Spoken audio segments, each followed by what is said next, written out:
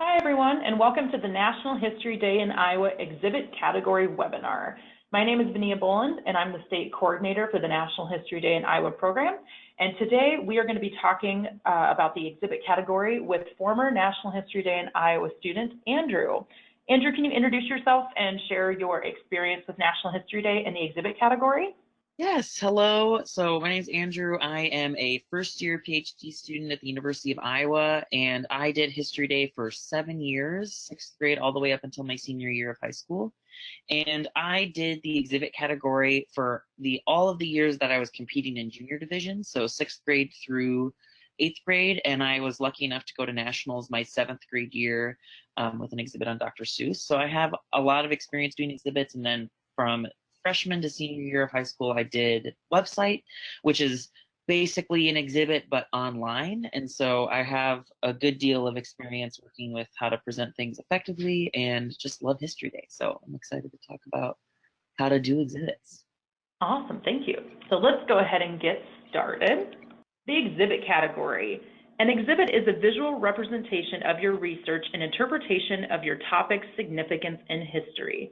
The analysis and interpretation of your topic must be clear and evident to the viewer. Labels and captions should be used creatively with visual images and objects to enhance the message of your exhibit. The exhibit category is three-dimensional and is displayed on a physical structure, usually on an 8-foot table at the contest or a round table at the contest. Exhibits use colors, images, documents, objects, graphics, and design, as well as words to tell your topic's story. Exhibits can be interactive experiences by asking viewers to play music, look at a video, or open a door or window to see more documents and photos.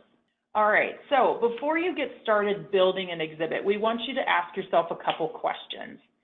Is an exhibit the best way to showcase my research and my topic? Do I have the materials or assistance to create the exhibit? How should I organize my research to provide structure to my exhibit? So Andrew, can you kind of share with students what are some best ways to prepare your research and building an exhibit, or maybe some things they should think about before designing and building? Yeah, so I think that it's important whenever you start out in doing a History Day project that you first sort of figure out what your topic is. And the topic really should dictate what category you specifically do. So topics that really lend themselves to exhibits are topics that have a lot of primary sources that you can show images, complex events that might be better explained through some type of timeline or visual representation. And so the big thing is you think about really effective exhibits are ones that feel like a museum exhibit, where what are the topics that you're doing that are best suited for some type of experience where the person themselves gets to dictate how they go through the process of learning the information. So with that first question, is an exhibit the best way to showcase my research? Your research, ideally, if it's going to be in an exhibit category, should have a lot of images. It should have a lot of primary documents that maybe you could put out in the exhibit, or photos that you could use. And that way it sort of makes it a lot easier to represent the topic. And do you have the materials or the assistance to create an exhibit? Of course, it does come down to resources that you have available to you. Exhibits do have some cost associated with actually building them. They don't have to be super expensive because you can do simple trifold boards that you can get at Office Depot, do very well at both the district, state, and national level. So it doesn't have to be super expensive, but it is an important question regarding what you have at your fingertips to physically build, since you do have to do some physical building of a project.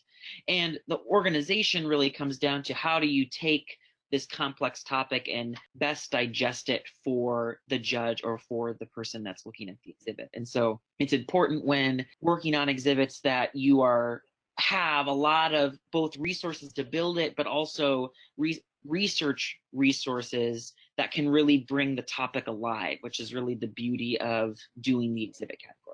Wonderful, thank you. Now we're going to dive into some of the contest rules with exhibits. So the overall size of your exhibit must be no larger than 40 inches wide, 30 inches deep, and 6 feet high. So the measurement of the exhibit does not include the table on which it rests. However, it does include any stand that you create, any table drapes, For example, if you look at the photo on the screen on the left, this exhibit had a black tablecloth underneath it, and it draped down about a couple inches. So we had to add that measurement of the cloth to the height of the exhibit. So make sure if you're using any fabric that it's within that 6-foot height range. Circular or rotating exhibits, like the example on the right, those are meant to be viewed from all sides and must be no more than 30 inches in diameter. Andrew, do you have any advice or maybe some examples at contests of exhibits or any, size concerns, or maybe some examples you can share with kids on how to prepare for the measurements or how to make sure that they're staying within the rules? Yeah, I think that there are a couple things. First, I don't think people a lot of the time use the full amount of space that they have available to them. So make sure that both of these exhibits that you have up here, I had the opportunity to work with, and what really helped is that they used the full amount of space that was available to them, which meant that they had as many opportunities as possible to put the resources and share their analysis regarding the topic. I also think that when it comes to being careful about the requirements, I think it's easy to forget about the tablecloth coming down, or that you have to go from the very top of the exhibit all the way to the bottom. And same with the 30 inches in diameter, and that you need to test those things, in part because that's the space that you're given at the district, state, and national contests to place your exhibit. So when you don't abide by those rules, it really puts your own project in jeopardy of being effectively displayed. And so making sure that you're measuring those things ahead of time, and as you're constructing it, every step of the way as you're building the exhibit, you're measuring things to make sure that they're all within the right limit, because you don't want to get to the contest and then realize when you get, docked for it on your judging sheet that you weren't within the requirements. So these things are also well published, that it's also pretty easy to do it every step of the way. Wonderful, thank you. So we're going to talk a little bit about the word limit. So there is a 500 word limit applied to all student composed text that appears on or as a part of the exhibit entry. So this includes text that you write for titles, subtitles, captions, graphs, timelines, media devices, or supplemental materials such as photo albums, scrapbooks, etc. So this is where you're developing and writing your own words. So brief factual credits of the sources of illustrations or quotations included on the exhibit do not count towards the 500 word limit. So if you're putting any quotes from your topic or you're citing photos, those do not count towards that 500 student composed word limit. So Andrew, do you have any suggestions on how to stay within the word limit, or maybe did you have people review your exhibit before it went to contest? Can you just share some advice on that? Yeah, one of the toughest things about the exhibit category is the 500 word limit, because once you really get into a topic and you do so much research on these issues in history, and you get so invested that it is really tough to boil it down to just 500 words. And so I think some pieces of advice that I have for students would be stay within the word limit, and the best thing that you can do is supplement your student composed words with, like it has here, captions, with supplemental materials, if that's quotations, if that's other photos, if that's clips from documentaries. Those things can really open up the analysis. And what you should do is reserve your 500 words of student composed words explicitly for analysis. So information that, retelling of events, I would try and reserve that for quotations or for supplemental materials, because those things don't necessarily, you don't need to be saying that with your own words. Try and reserve your 500 word limit for specifically your analysis of the topic, because that's where we really get to hear your voice about how this particular thing that happened in history relates to the theme. And like Phineas said, it is so important to have people review your work. I had teachers, I had family members, I had friends that were also doing History Day that I had look over my projects with my various partners, because it was so helpful to get another perspective, because I might have 600 words and I'm so invested in the topic that it's really hard for me to cut something, and they're not as invested. And so they're a really great resource, because those people that don't know the topic as well can sort of pick out what are the not as relevant or unnecessary details that I was including that they realized they didn't really need but still got the point across. And so it is important to very closely read the rules, because it can be kind of confusing, and that's where emailing Vania can be a great resource as well, to figure out, okay, here's a photo of what I have. Does this fit or doesn't fit? And so, yeah, I think getting lots of feedback is really important, and also being very deliberate in trying to allocate as much as of those 500 words towards your own analysis.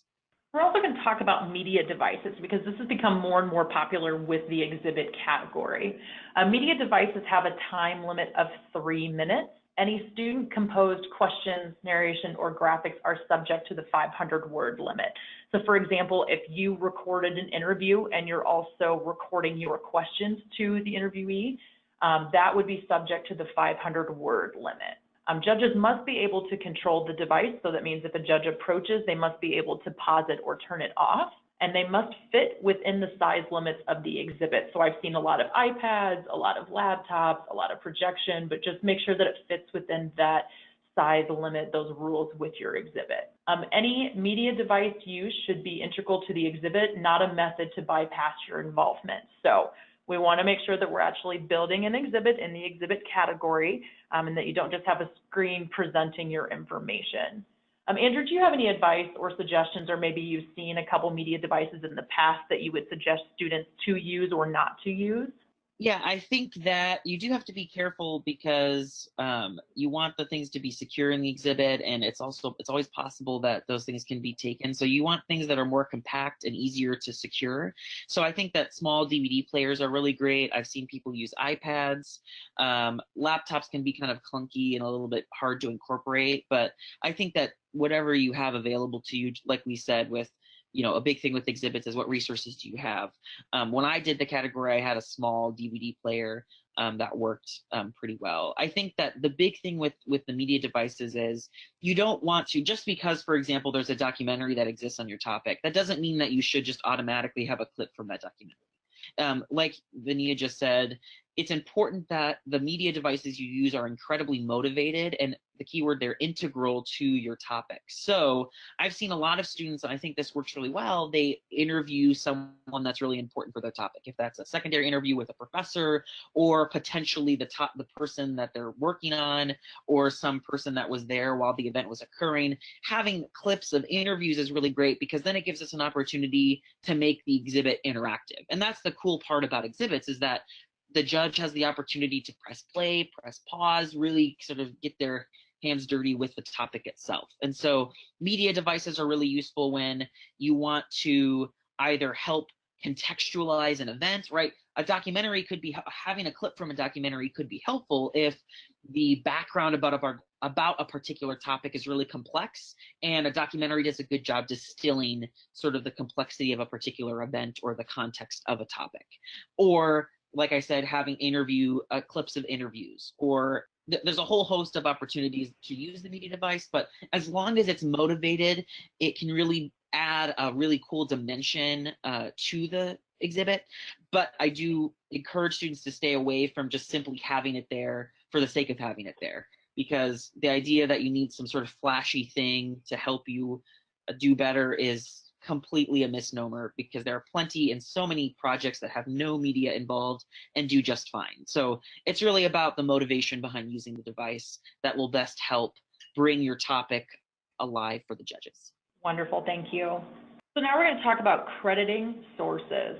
So all quotes from written sources must be credited on the exhibit.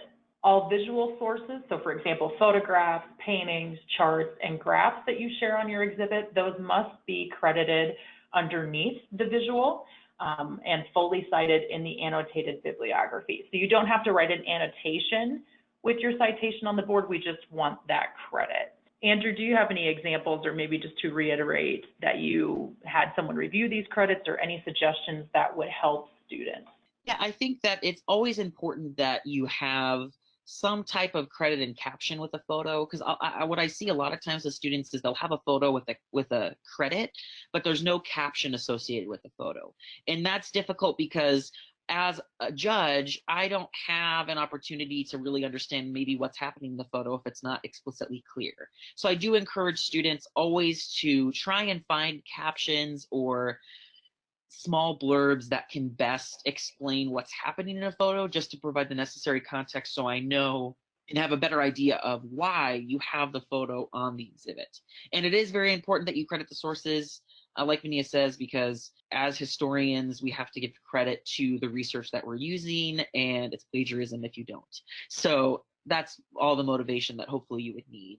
And crediting all of the photos and all of the quotes, also outside of just protecting you from plagiarism, also help give us context as to who's talking about the quote or why it's important and relevant to your topic. And so crediting sources are a really great way, and people don't realize this, to help support your claim. So who is giving a quote can have a big impact on the course of, or the significance of the topic that you're using specifically. And it is also very important that you have people vetting your exhibit so that they can see, does every caption, does every photo, every quote have a credit with it, so that we know exactly where it came from. And just to reiterate, with the 500 word limit, the citation is not in the 500 word limit, but your caption would be, because it's student composed words. Required written material, we just want to touch base on the process paper and the annotated bibliography. So you will need 3 copies of each. The process paper it describes how you chose your topic, how you conducted your research, why you selected the exhibit category as your project, and how your project relates to the National History Day theme. And the annotated bibliography is a list of resources that contributed to your research, and it needs to be organized in primary and secondary sources. It includes sources of visual, audio material, or oral interviews that you conducted, bundled photos or other materials from the same collection in a single citation. So if you're using multiple photos from one collection, make sure you cite that as one. And annotations must explain how it's used so how you use the source for your research and through your project. Andrew, do you have any suggestions on maybe how to organize these 2 pieces, or how it helped you build your project in the past?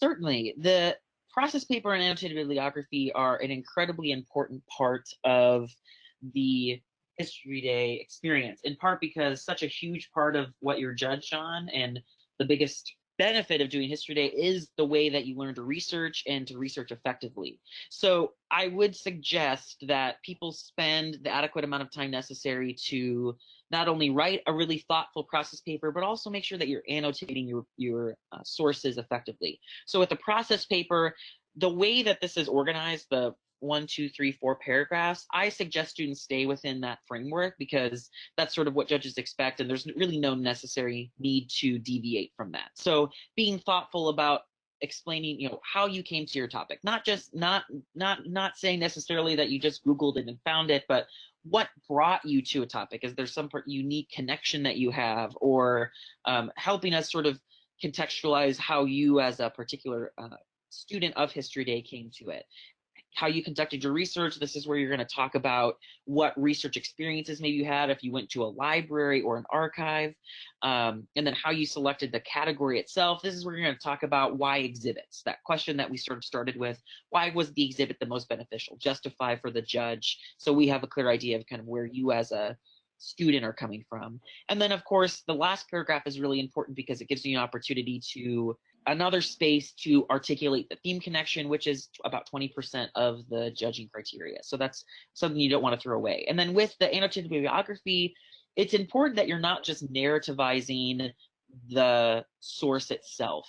The point of to annotate the bibliography specifically is that in that paragraph description, you articulate why the source was important and how it impacted your project itself. So there are going to sources that you read that you don't include in your bibliography because they didn't necessarily have an impact on your project itself.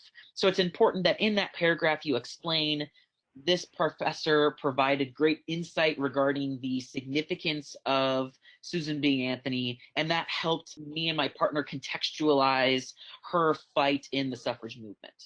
So that gives me, that doesn't just tell me what they said, but the impact that it had on the project itself.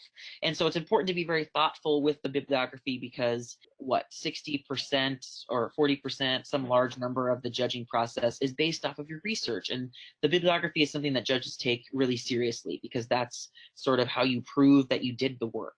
And so I encourage students to take the time to be thoughtful because they're such a great asset to showcasing the work that you did and showing off all of the amazing research that you've done. But if you have any additional questions for me, whether it's on the category or building your project or research, please don't hesitate to reach out. We are here to help you. Andrew, do you have any final advice or tips you'd like to share about the exhibit category? I think that the exhibit category is one of the best categories of History Day, and I had so much fun working on my own projects, and I love working with students as well. And I think that the biggest thing with exhibits that I would suggest is make sure that your topic can really be brought alive by the exhibit category, because exhibit, what the great thing about it is the judge or the person looking at your exhibit gets the opportunity to really dig into your topic that you're presenting. I also think that I highly encourage people to go to the workshops, to work with mentors, to ask questions, because there's so many great resources that can really help make History Day much less daunting, because it is a lot of work, but it pays off in full 100%. All right, thank you so much, Andrew, and we wish everyone good luck this contest season, and please let us know how we can help. Thanks, everyone.